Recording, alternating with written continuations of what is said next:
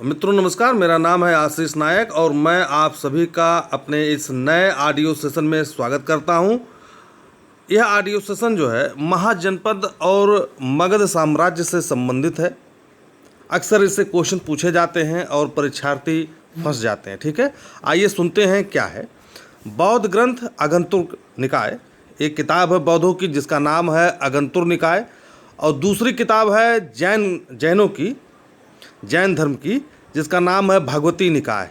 इन दोनों किताबों में महाजनपद 16 महाजनपदों का वर्णन है, लेकिन इनकी सूचियों में अंतर है।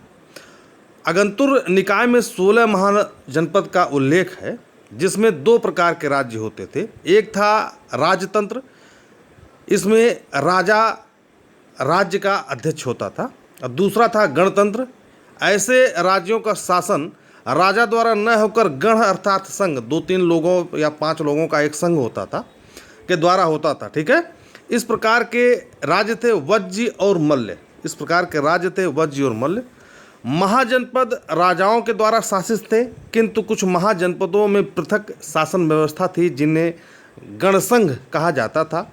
इन गणसंघों में एक से अधिक शासक होते थे, अर्थात 10 या 5 लोग या 6 या 7 लोग मिल करके एक एरिया पे कब्जा किए हुए थे, और अलग अलग जो एरिया था वो बटा हुआ था, उसके शासक कहलाते थे वो। ठीक है, प्रत्येक को राजा कहा जाता था।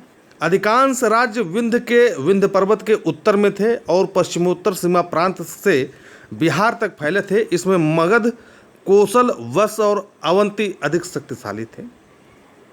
अंग जनपद, अब यहाँ से सुनिए, अंग जनपद में बिहार का आधुनिक मुंगेर और भागलपुर जिला आता था, जिसकी राजधानी थी चंपा।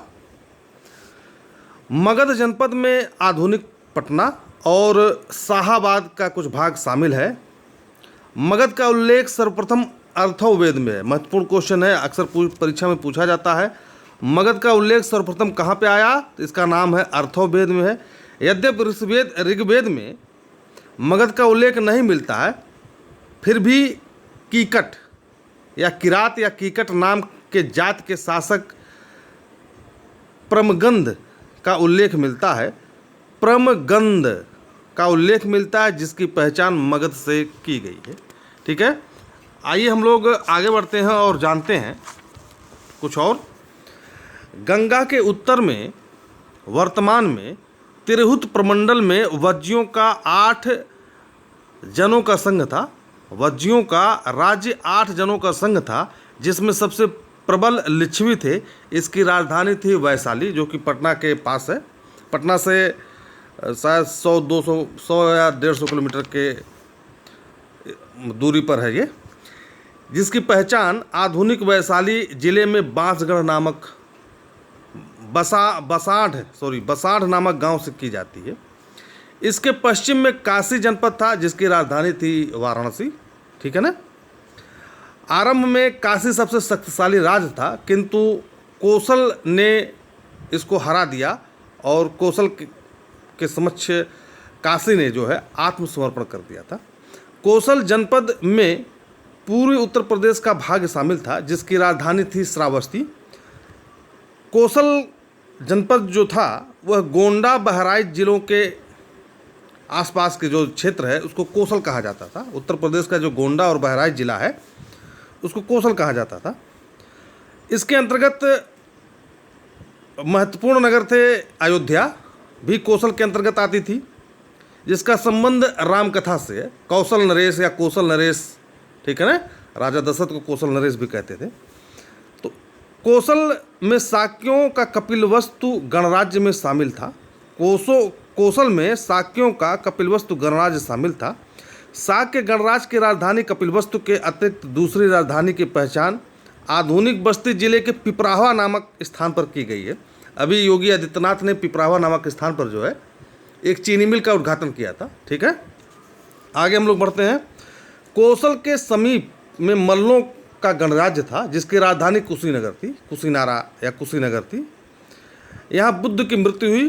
कुशीनगर गोरखपुर जिले से 40 किलोमीटर पूरब की तरफ है। ठीक है, की पहचान देवरिया जिले के कसिया नामक स्थान से हुई है। अवंती राज्य मध्य मालवा और मध्य प्रदेश के सीमावर्ती नगरों में फैला था। इस राज्य के दो भाग थे। इस राज्य जो अवंती राज्य, इसके दो भाग थे। उत्तर की राजधानी उज्जैनी थी और दक्षिण का भाग जो है वो महिष्मती के नाम से जाना जाता, जो बाहुबली पिक्चर में है। पश्चिम की ओर यमुना के तट पर वत्स जनपद था। इसकी राजधानी इलाहाबाद के समीप कौशाम्बी थी। वत्स की राजधानी कौशाम्बी थी। ठीक है, थोड़ा सा अब लोग हम जान लेते हैं शार्ट में। ये तो हमने आपको बता दिया है। और यह मैप जो है आप लोग देख लीजिए, भारत का यह मैप है, आप लोग इसको ठीक से देख लीजिएगा। ठीक है, अब आगे हम लोग बढ़ते हैं। बुद्धकालीन गणराज्य के जो बुद्धकालीन गणराज्य थे, कुल 10 गणराज्य थे। इनके बारे में आइए हम लोग जानते हैं। पहला है कपिलवस्तु के शाक्य। यह गणराज्य नेपाल के तराई में स्थित था। तराई का मतलब होता है पहाड़ों के नीचे जो ज़मीन होती है, पहाड़ के नीचे की जो ज़मीन होती है, जो मैदान होता है, उसको तराई कहते हैं।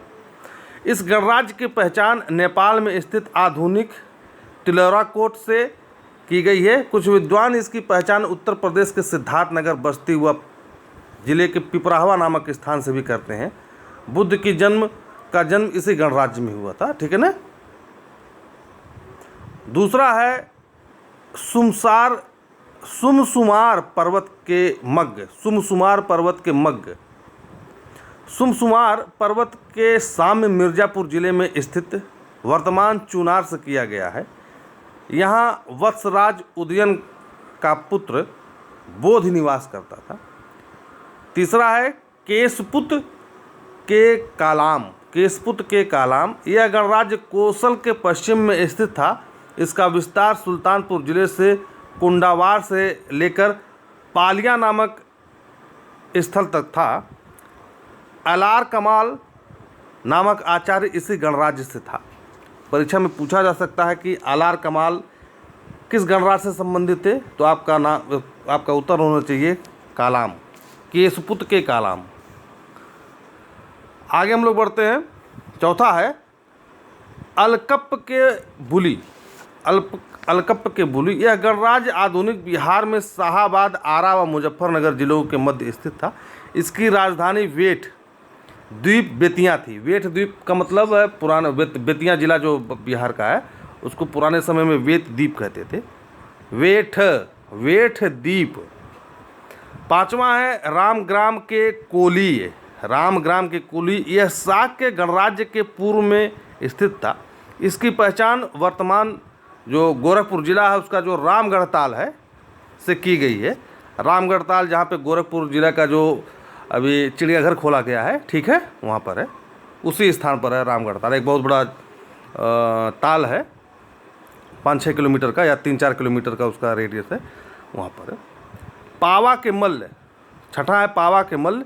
पावा आधुनिक देवरिया जिले में स्थित पडरौना नामक स्थल है। पावा के मल्लों ने एक नया संसद भवन बनाया था जिससे उत्भटक कहते थे। बुद्ध ने इस भवन का उद्घाटन किया था। मल्ल गणराज्य में आनंद और अनिरुद्ध नाम के 2 प्रसिद्ध व्यक्तियों का जन्म हुआ। आनंद और अनिरुद्ध। ठीक है। कुशीनारा के मल्ल। कुशीनगर की पहचान आधुनिक देवरिया नामक जिले में स्थित वर्तमान कसिया नामक स्थान से की गई है। इसको कसिया भी कहते हैं। ठीक है। तो अब यहाँ पे देखिए, पावा के मल्ल और कुशीनगर के मल्ल, ये 2 अलग अलग चीज़ें हैं। ठीक है, 2 अलग अलग साम्राज्य थे। 8वां मिथिला के विदेह। बिहार के भागलपुर व दरभंगा जिले के भूभाग में विदेह गणराज्य स्थित था। राजा जनक यहाँ के शासक थे। राजधानी मिथिला वर्तमान में जनकपुर नेपाल में है के नाम से जाना जाता है। ठीक है ना। आप देखेंगे जनकपुर कहाँ पे स्थित है, आप देखेंगे गोरखपुर जिले के उत्तर में महाराजगंज जनपद है। ठीक उसके बगल में पश्चिमी चंपारण है। महाराजगंज और पश्चिमी चंपारण के जो बॉर्डर है बिहार का, ठीक है, ठीक उसके उत्तर में जनकपुर है नेपाल का। आगे हम लोग बढ़ते हैं। वैशाली के लिच्छवी। यह बुद्ध काल का सबसे बड़ा व शक्तिशाली गणराज्य था। यहाँ के राजा चेटक जैन तीर्थकर था। महावीर की माता त्रिशाला चेटक की बहन थी। चेटक ने अपनी पुत्री चेलन्ना का विवाह मगध नरेश बिंबिसार से किया था। 10वां है पिपलीवन के मोरी। पिपलीवन क्षेत्र के पहचान गोरखपुर के कुसमुही के निकट स्थित राजधानी नामक ग्राम से किया जाता है। तो कुसमुही का अर्थ आप ये समझिए, जो आज गोरखपुर में जो एयरफोर्स जो एयरफोर्स बेस है, ठीक है ना, जो आधुनिक एयरफोर्स बेस है वह कुसमुही में ही स्थित है गोरखपुर का, ठीक है। जो हवाई अड्डा गोरखपुर का है, वो कहने का मतलब ये है। तो मोरी शब्द से ही मौर्य शब्द का नाम बना था, ठीक है। आइए हम लोग आगे बढ़ते हैं। देखिए, मगध साम्राज्य के बारे में थोड़ा सा हम लोग जान लेते हैं, थोड़ा सा शार्ट में। अब डिटेल में हम लोग थोड़ा सा बाद में जानेंगे। तो देखिए, मगध साम्राज्य जो है उस पर 3 वंशों ने शासन किया था। पहला था हर्यक वंश। हर्यक वंश जो है बौद्ध धर्म का जो समर्थक था। हर्यक वंश जो है की स्थापना बिंबिसार ने की थी, ठीक है ना। बिंबिसार का लड़का था अजातशत्रु, जिसने बिंबिसार की हत्या की। अजातशत्रु को पितृहंता कहा जाता है, ठीक है ना। अजातशत्रु के समय में ही पहली बौद्ध संगीति हुई थी। और उसके बाद अजातशत्रु का लड़का था उदायन, इसको भी पितृहंता कहा जाता है। उदायन ने अपने बाप को अर्थात अजातशत्रु को मार करके गद्दी प्राप्त की, ठीक है। उसके बाद जो है शिशुनाग वंश आता है। मगध में शिशुनाग वंश आता है। तो शिशुनाग ने नागदशक जो हर्यक वंश का सबसे लास्ट वाला शासक था, उसको मार करके अपने वंश की स्थापना की। और इसकी राजधानी थी वैशाली, ठीक है। और इसके बाद जो है कालाशोक जो है राजा बना। शिशुनाग के बाद कालाशोक राजा बना। उसके बाद जो है कालाशोक ने जो है अपनी राजधानी पाटलिपुत्र को बनाया था। द्वितीय बौद्ध संगति जो है कालाशोक के काल में हुआ था। इसके बाद जो इसका अंतिम शासक था शिशुनाग वंश का नंदीवर्धन, ठीक है ना। नंदीवर्धन को समाप्त करके महानंदनी यानी कि महापद्मनंद ने नंदवंश की नींव रखी। और नंदवंश जो था यह जैन धर्म का समर्थक था, ठीक है ना। यह जैन धर्म का समर्थक था। और नंदवंश महापद्मनंद के कुल 8 या 9 पुत्र थे, ठीक सॉरी, इसके 8 या 9 पुत्र थे। या इसका जो सबसे अंतिम शासक था, इसका नाम था घानानंद। ये सिकंदर के समकालीन था, जिसको मार करके चंद्रगुप्त मौर्य ने नंदवंश पर, मगध पर अधिकार किया। आइए हम लोग थोड़ा सा आगे बढ़ते हैं, डिटेल में जानते हैं मगध साम्राज्य की स्थापना और विस्तार। मगध के प्राचीन इतिहास की रूपरेखा महाभारत व पुराणों में मिलती है। इस ग्रंथ के अनुसार मगध के सबसे प्राचीन राजवंश का संस्थापक बृहद्रथ था, ठीक है ना। बृहद्रथ था। वह जरासंध का पिता एवं वसु का पुत्र था। मगध की आरंभिक राजधानी वसुमती व गिरिवज्र की स्थापना वसु ने की थी। यानी कि हर्यक वंश, शिशुनाग वंश और नंद वंश से पहले जो है हर्यक वंश जो मगध का राजवंश था, उसके पहले जो है ये बता रहे हैं हम, ठीक है। बृहद्रथ का पुत्र जरासंध एक पराक्रमी शासक था, जिसने अनेक राजाओं को पराजित किया था। अंततोगत्वा उसे कृष्ण के निर्देश पर भीम के हाथों पराजित होना पड़ा। रिपुंजय इस वंश का अंतिम शासक था। रिपुंजय एक कमजोर व अयोग्य राजा था। अंततः उसके मंत्री पुलीक ने उसकी हत्या करवाकर अपने पुत्र को गद्दी पर बैठाया। अब आता है हर्यक वंश। पितृहंता, हर्यक वंश को ही पितृहंता वंश कहा जाता, क्योंकि एक के बाद एक अपने बेटों ने अपने पिता की हत्या करके गद्दी प्राप्त की। बृहद्रथ वंश के पश्चात मगध में हर्यक वंश की स्थापना हुई। इस वंश का संस्थापक बिंबिसार था। मगध का शासक बिंबिसार बुद्ध का समकालीन था। देखिए महत्वपूर्ण क्वेश्चन है, अक्सर पूछा जाता है निम्न में से कौन बुद्ध के समकालीन था। तो आपको यह आना चाहिए कि बिंबिसार अर्थात हर्यक वंश का जो संस्थापक था वह बुद्ध के समकालीन था। अब आते हैं बिंबिसार के ऊपर। बिंबिसार जैन साहित्य में इसे श्रेणिक कहा गया है। बिंबिसार को जैन साहित्य में श्रेणिक कहा गया है। बिंबिसार मगध के आरंभिक हर्यक वंश का प्रथम शक्तिशाली शासक था। बिंबिसार ने अंग देश पर अधिकार करके इसका शासन अपने पुत्र अजातशत्रु को सौंप दिया था। बिंबिसार ने वैवाहिक संबंधों से अपनी स्थिति को मजबूत किया तथा उसने 3 विवाह किए। उसकी प्रथम पत्नी कौशल राज की पुत्री प्रसेनजित की बहन महाकौशल थी। इस विवाह से कौशल के साथ उसकी शत्रुता समाप्त हो गई। उसकी दूसरी पत्नी वैशाली की लिच्छवी राजकुमारी चेलन्ना थी, जिससे अजातशत्रु का जन्म हुआ। और तीसरी रानी पंजाब के मद्रकुल के प्रधान की पुत्री क्षेमा थी। विभिन्न राजकुलों में वैवाहिक संबंध बताने के कारण बिंबिसार को अत्यधिक राजनीतिक प्रतिष्ठा मिली। मगध के वास्तविक शत्रुता अवंती से थी, जिसकी राजधानी उज्जैन थी। इसके राजा चंड प्रद्योत महासेन का बिंबिसार से युद्ध हुआ, परंतु दोनों ने अंत में मित्र बन गए। मित्र बन जाना ही उचित समझा। अवंती राज के अनुरोध पर अपने राजवैद्य जीवक को उज्जैन भेजा। किसने भेजा? बिंबिसार ने। जीवक जो है बिंबिसार का राजवैद्य था। बिंबिसार ने अंग देश के राजा ब्रह्मदत्त को पराजित कर उसे अपने राज्य में मिला लिया। मगध की पहली राजधानी राजगीर थी। उस समय इसे गिरिवज्र के नाम से जाना जाता था। देखिए महत्वपूर्ण क्वेश्चन है ये, अक्सर परीक्षा में पूछा जाता है। मगध की पहली राजधानी राजगीर थी। उसे उस समय गिरिवज्र के नाम से जाना जाता है। बौद्ध ग्रंथ के अनुसार बिंबिसार ने लगभग 544 से 492 ईस्वी पूर्व तक शासन किया। अब आते हैं हम लोग अजातशत्रु पे, जो कि बिंबिसार का लड़का था।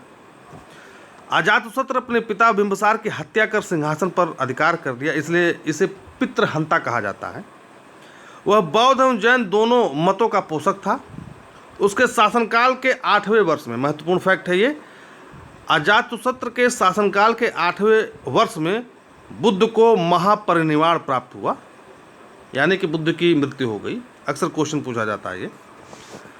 इसने राजगृह में स्तूप का निर्माण कराया था। इसके शासनकाल में राजगृह की सप्तपर्णी गुफा तथा प्रथम बौद्ध संगीति का आयोजन किया गया था। इसके पुत्र उदायन ने इसके पुत्र अर्थात अजातशत्रु के पुत्र उदायन ने इसकी हत्या कर दी। ठीक है थी। अपने संपूर्ण शासनकाल में उसने विस्तार की आक्रमण नीति को अपनाया था। अब हम लोग आते हैं उदायन पर। अजातशत्रु के पश्चात उसका पुत्र उदायन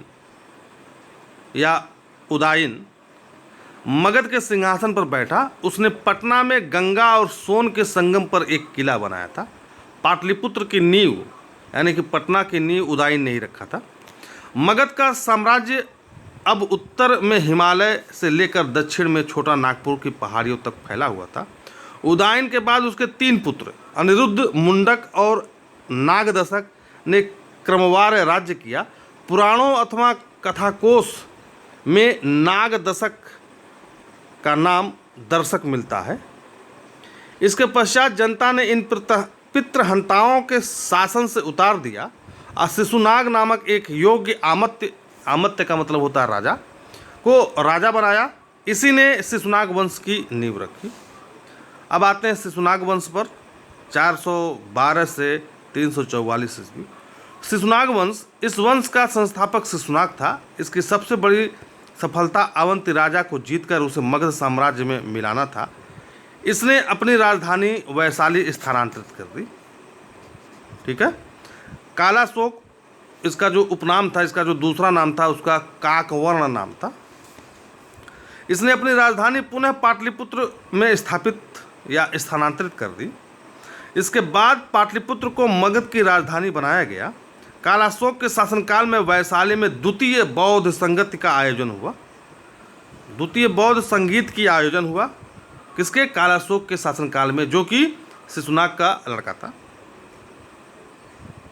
राजधानी के समीप घूमते समय किसी व्यक्ति ने छुरा घोंपकर कालाशोक की हत्या कर दी। इस वंश का अंतिम शासक महानंदी या नंदीवर्धन था। शिशुनागों के बाद नंदों का शासन शुरू हुआ। ये मगध के सबसे शक्तिशाली शासक के रूप में माने गए या जाने गए। नंद वंश, इस वंश के संस्थापक महानंदन था। महानंदन ने नंद वंश की स्थापना की थी, परंतु यह एक शूद्र दासी महापद्मानंद ने इसकी हत्या कर दी थी। परंतु एक शूद्र दासी पुत्र ने महापद्मानंद ने इनकी हत्या कर दी। नंद वंश में कुल 9 राजा हुए और इसी कारण इसे नवनंद कहा जाता है। ठीक है, ऐसा माना जाता है कि जो महापद्मानंद था यह नाई या नाऊ जाति का था।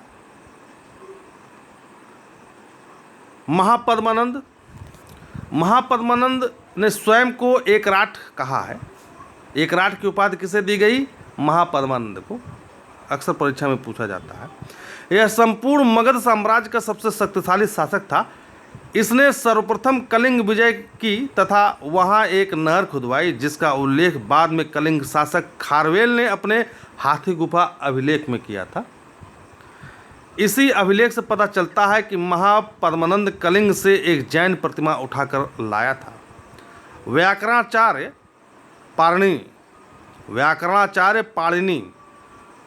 पाणिनि जो है बहुत बड़े विद्वान थे ग्रामर के। यह निस्संदेह उत्तर भारत के प्रथम महान ऐतिहासिक सम्राट था, कहा है। ठीक है ना। तो पाणिनि किसके समकालीन था? महापद्मानंद के। पुराणों में से सर्वछत्रांतक की उपाधि दी गई है। सर्वछत्रांतक की उपाधि किसे दी गई है? महापद्मानंद। अब आते हैं घनानंद। महापद्मानंद के 8 पुत्रों में घनानंद सिकंदर का समकालीन था। महत्वपूर्ण क्वेश्चन पूछा जाता है ये अक्सर कि निम्न में से कौन राजा सिकंदर के समकालीन था? ग्रीक यूनानी लेखों ने इसे अग्रमीज कहा है। घनानंद के समय 325 ईस्वी पूर्व में सिकंदर ने पश्चिमोत्तर भारत पर आक्रमण किया था। यह नंद वंश का अंतिम सम्राट था। जनता पर अत्यधिक कर लगाने के कारण जनता इससे असंतुष्ट थी। चंद्रगुप्त मौर्य ने इस स्थिति का लाभ उठाकर चाणक्य की मदद से घनानंद की हत्या कर दी और मौर्य वंश की स्थापना की। इसके शासनकाल में सिकंदर ने भारत पर आक्रमण किया था। नंद वंश जैन मत का पोषक था। महत्वपूर्ण फैक्ट है ये। घनानंद के जैन आमत्य सकटाल और स्थूलभद्र थे। उपवर्ष वररुचि एवं कात्यायन जैसे विद्वान नंद काल में उत्पन्न हुए थे। नंद शासक धनी और शक्तिशाली से कहा जाता है कि इनकी सेना 2 लाख पैदल, 20,000 घुड़सवार और 6,000 हाथी थे।